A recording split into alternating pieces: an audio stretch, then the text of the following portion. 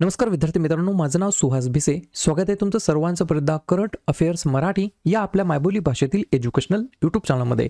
विद्यार्थी मित्रांनो, आज आहे 27 जुलै 2025. आजच्या दिवसाचे जेवढेही चालू घडामोडीचे महत्त्वाचे टॉप प्रश्न बनत असतील ते सर्व प्रश्न आपण या व्हिडिओच्या माध्यमातून पाहणार आहोत. तरी सर्वप्रथम आपण जर नवीन असाल, पहिल्यांदा या चॅनलवरील व्हिडिओ पाहत असाल तर चॅनलला या ठिकाणी अवश्य सबस्क्राईब सुद्धा करून घेऊ शकता. ठीक आहे, चला तर मग आपण आजच्या व्हिडिओला सुरुवात करूया. त्या अगोदर कालच्या व्हिडिओमध्ये जो काही शेवटचा प्रश्न विचारला होता त्या प्रश्नाचं उत्तर जाणून घेऊया. काय होता प्रश्न? जुलै 2025 मध्ये प्रसिद्ध झालेल्या हेनली पासपोर्ट इंडेक्समध्ये भारताचा क्रमांक किती आहे? तर बऱ्याच विद्यार्थी मित्रांनी अगदी योग्य उत्तर टाईप करून सांगितलं आहे. पर्याय क्रमांक सी, आपल्या प्यारा भारताचा या ठिकाणी 77वा क्रमांक आहे. कशामध्ये? हेनली पासपोर्ट इंडेक्समध्ये, जो की जुलै 2025 मध्ये सादर करण्यात आलेला आहे. याच रँकिंगमध्ये 1 नंबरला अव्वल स्थानी कोणता देश आहे? तर सिंगापूर नावाचा. क्लिअर? आता पाहूया विद्यार्थी मित्रांनो प्रश्न क्रमांक पहिला. टोटल संपूर्ण व्हिडिओमध्ये 12 प्रश्न असतील. सुरुवातीपासून शेवटपर्यंत व्हिडिओ प्रामाणिकपणे, सावकाशपणे, काळजीपूर्वक शेवटपर्यंत पाहण्याचा प्रयत्न करा. एक एक प्रश्न महत्त्वाचा आहे. तुम्ही कोणत्याही परीक्षेची तयारी करा. प्रश्न क्रमांक पहिला काय आहे? कोणते राज्य खान पर्यटन म्हणजेच या ठिकाणी जे काही खानला इंग्रजीमध्ये काय म्हणता येईल? माईन, बरोबर, माईन टुरिझम सुरू करणारे पहिले भारतीय राज्य बनलेले आहे. प्रश्न क्रमांक पहिल्याचं योग्य उत्तर आहे पर्याय क्रमांक डी, झारखंड हे या प्रश्नाचं योग्य उत्तर असणार आहे. तर झारखंड राज्य हे या ठिकाणी खान पर्यटन सुरू करणारे पहिले भारतीय राज्य बनलेले आहे. एक पॉइंट लिहून घ्या. हे राज्य आपल्या खनिज समृद्ध वारशाला सांस्कृतिक दृष्ट्या तल्लीन करणारे आणि शैक्षणिक पर्यटन अनुभवामध्ये रूपांतरित करून भारताच्या खान पर्यटनामध्ये अग्रेसर आहे. तर अशा ठिकाणी झारखंडमध्ये किंवा झारखंड हे राज्य भारतातील पहिलं या ठिकाणी राज्य बनलेलं आहे खान पर्यटन सुरू करणारं. ठीक आहे, झारखंड ज्या राज्याची स्थापना 15 नोव्हेंबर 2000 साली झाली. वर्तमानमधील मुख्यमंत्री आहेत हेमंत सोरेन, राज्यपाल आहेत संतोष कुमार गंगवार आणि राजधानी आहे रांची.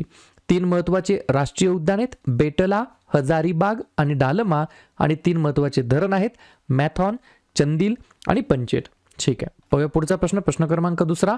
फाइड महिला विश्वचषकाच्या अंतिम फेरीमध्ये पोहोचणारी पहिली भारतीय कोण ठरलेली आहे व्यक्ती? 2 नंबरच्या प्रश्नाचं योग्य उत्तर आहे पर्याय क्रमांक सी, दिव्या देशमुख असं त्यांचं नाव आहे. क्लिअर? दिव्या देशमुख या महिला या ठिकाणी फाइड महिला विश्वचषकाच्या अंतिम फेरीमध्ये पोहोचणाऱ्या पहिल्या महिला भारतीय खेळाडू या ठिकाणी ठरलेल्या आहेत.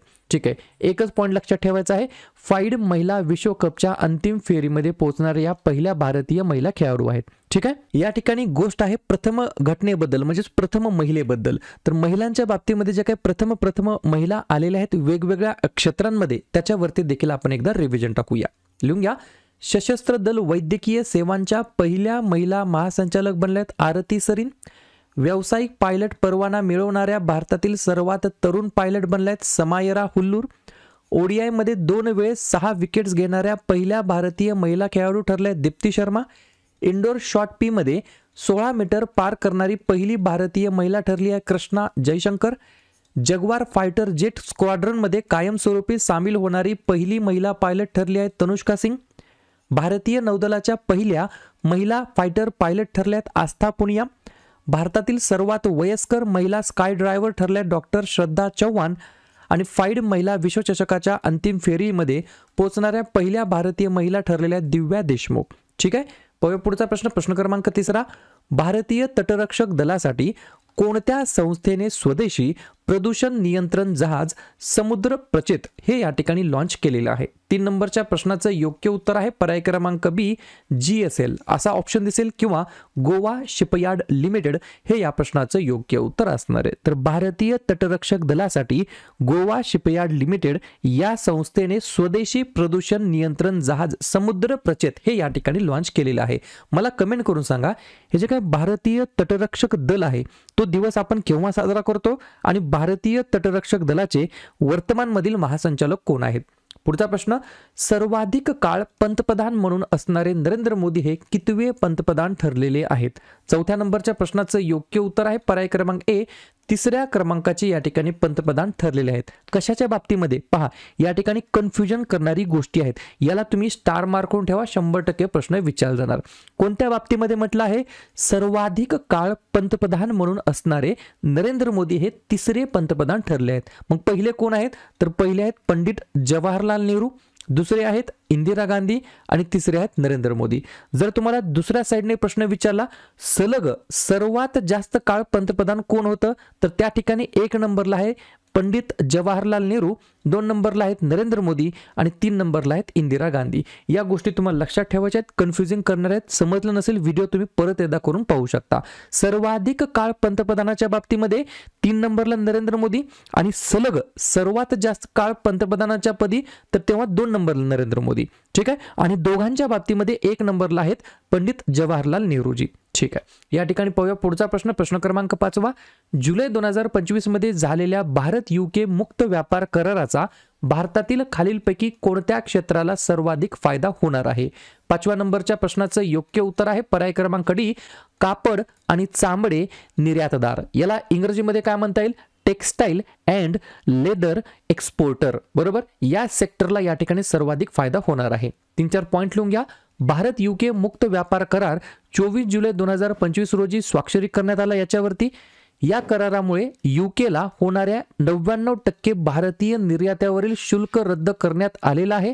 तिसरा पॉइंट, UKने 12% पर्यंतचे शुल्क हटवल्याने कापड आणि चामड्याच्या निर्यातदारांना फायदा होणार आहे.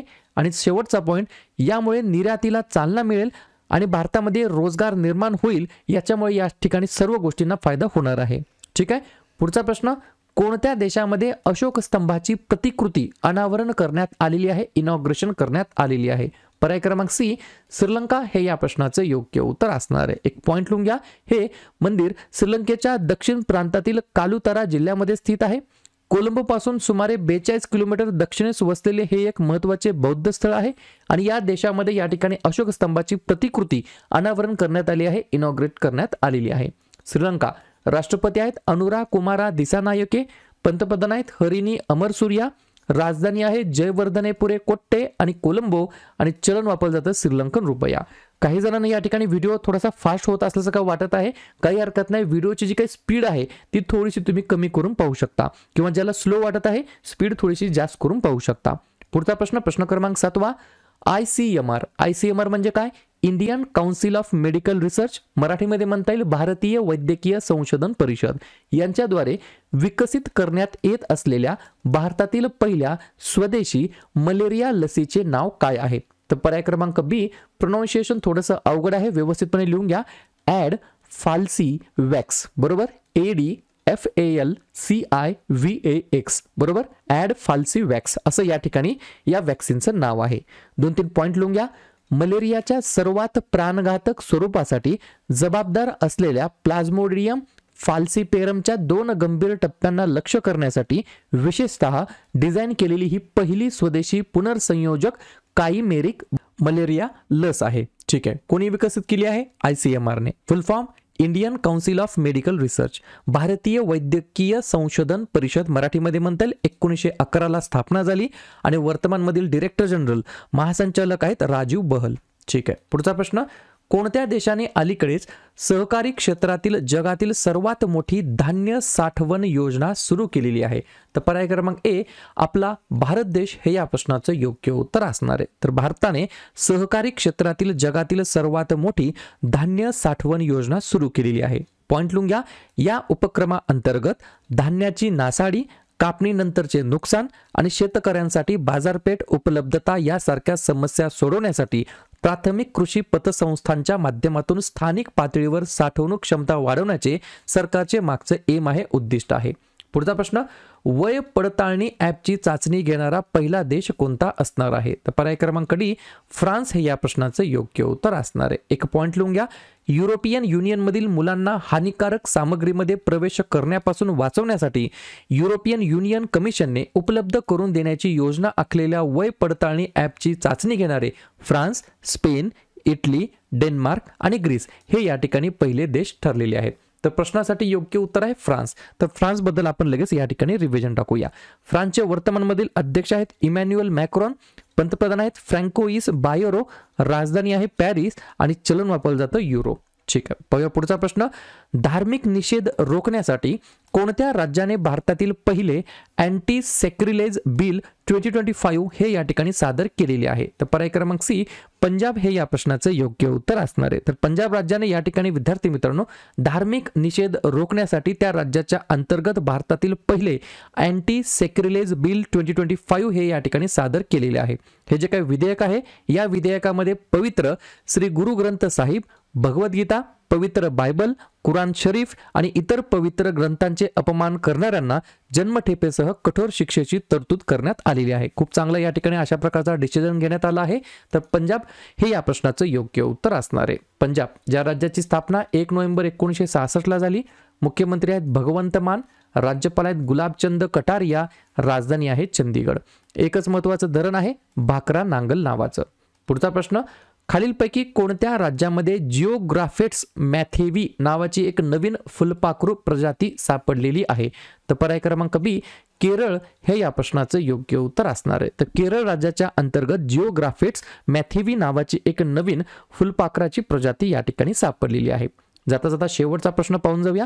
राष्ट्रीय औष्णिक अभियंता दिवस 2025 कोणत्या दिवशी साजरा करण्यात आलेला आहे? तर नुकताच 2 दिवसापूर्वी 24 जुलैला आपण या ठिकाणी दरवर्षी राष्ट्रीय औष्णिक अभियंता दिवस म्हणून साजरा करतो. एक पॉइंट लिहून घ्या. हा दिवस औष्णिक अभियंताच्या म्हणजे थर्मल इंजिनियर्सच्या कामाचा आणि योगदानाचा गौरव साजरा करण्यासाठी साजरा केला जातो. ठीक आहे. तर अशा प्रकारे विद्यार्थी मित्रांनो हे होते आजचे 12 प्रश्न. उपक्रम कंटेंट हा जो काही प्रयत्न आपण सुरू केला आहे मराठी भाषेमध्ये कसा वाटतो अवश्य कमेंट करत चला. आणि या ठिकाणी तुमच्यासाठीचा आजचा खास प्रश्न. पशुधन शेतीला अधिकृतपणे शेतीचा दर्जा देणारे भारतातील पहिलं राज्य कोणतं ठरलेलं आहे?